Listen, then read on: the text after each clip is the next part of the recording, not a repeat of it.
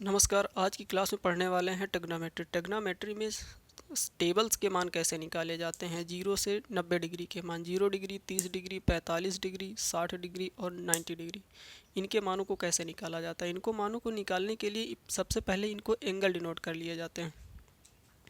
यहाँ ये 0 degree denote कर लिया, 0 डिग्री, 30 डिग्री, 45 डिग्री, 60 डिग्री और ये 90 डिग्री।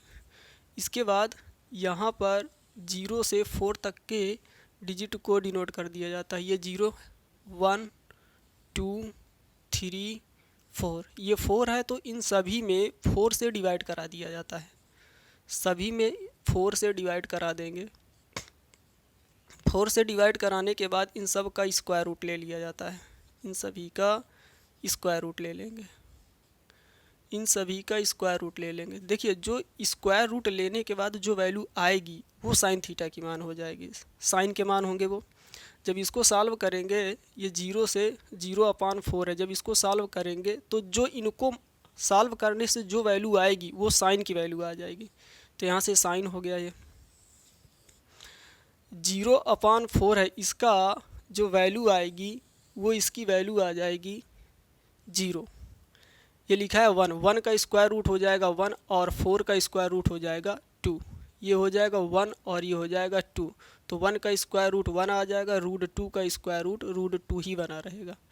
यहाँ से देखिए, ये 3 है तो 3 का स्क्वायर रूट 3 ही बना रहेगा। 4 का स्क्वायर रूट 2 आ जाएगा। यहाँ से इसको कट कर देंगे। कट करने के बाद √1 आ जाएगा, √1 का 1 ही बना रहेगा।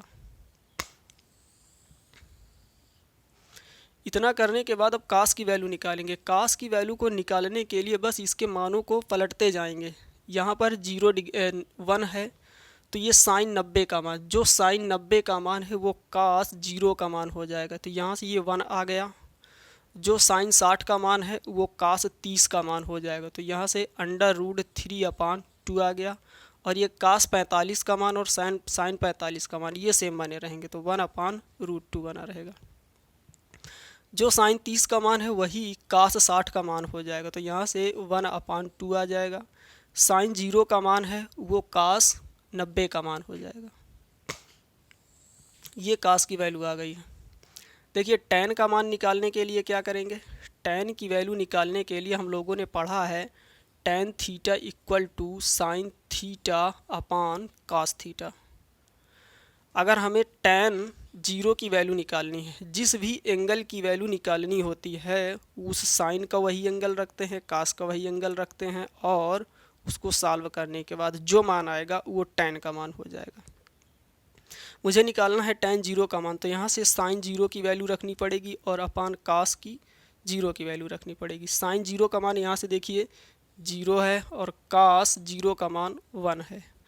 जब किसी फ्रैक्शन के डिनोमिनेटर में 1 होता है और न्यूमरेटर में 0 होता है, अर्थात नीचे कोई नंबर है, अगर नीचे कोई नंबर होता है और ऊपर 0 होता है तो इसका आंसर 0 आएगा। फाइनली tan 0 का मान आ गया 0। tan 0 का मान 0। इसी तरह से tan 30 का मान निकालना है तो साइन 30/cos 30, इसको डिवाइड करा देंगे 1/2 अपान √3/2।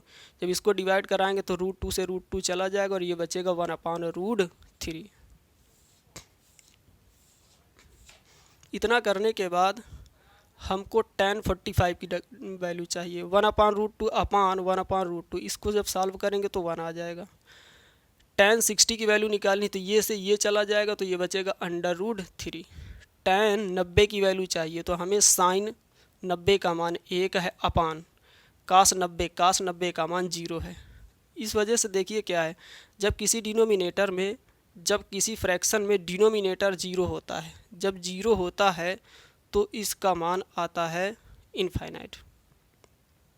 अर्थात ऊपर कोई नंबर हो और नीचे 0 हो तो उसका मान आ जाएगा इनफाइनाइट। तो tan 90 की वैल्यू आ गई है इनफाइनाइट।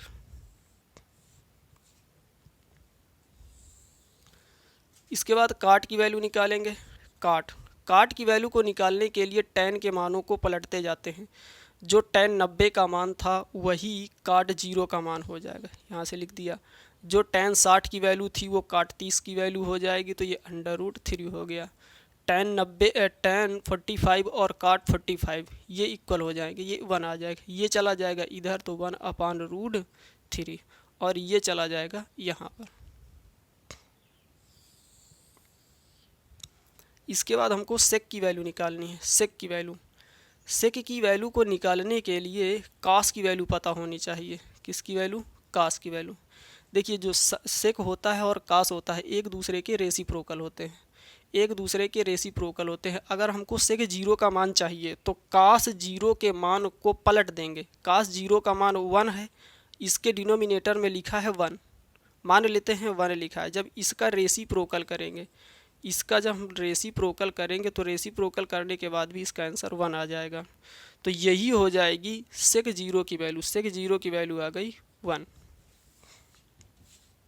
इतना करने के बाद सेक 30 की वैल्यू निकालनी है। जो कास 30 की वैल्यू होगी, कास 30 की वैल्यू को पलट देंगे, रेसिप्रोकल कर देंगे तो ये 2 ऊपर चला जाएगा, √3 आ जाएगा नीचे, तो ये 2/√3 हो जाएगा। इसके बाद सेक 45 की वैल्यू चाहिए तो कास 45 की वैल्यू का रेसिप्रोकल कर देंगे तो ये रूट ऊपर चला जाएगा, 1 नीचे आ जाएगा, तो ये √2 आ गया। इसी तरह से इसको कर देंगे तो ये 2 आ जाएगा। और ये देखिए ये 0 है, 0/, मैं 1 लिख सकता हूँ। जब इसका रेसिप्रोकल करेंगे, तो ये 1 ऊपर चला जाएगा, नीचे 0 आ जाएगा। जब किसी फ्रैक्शन में डिनोमिनेटर 0 होता है, ऊपर कोई नंबर होती है, तो उसका आंसर आता है इनफाइनाइट। तो यहाँ से ये आ गया इनफाइनाइट।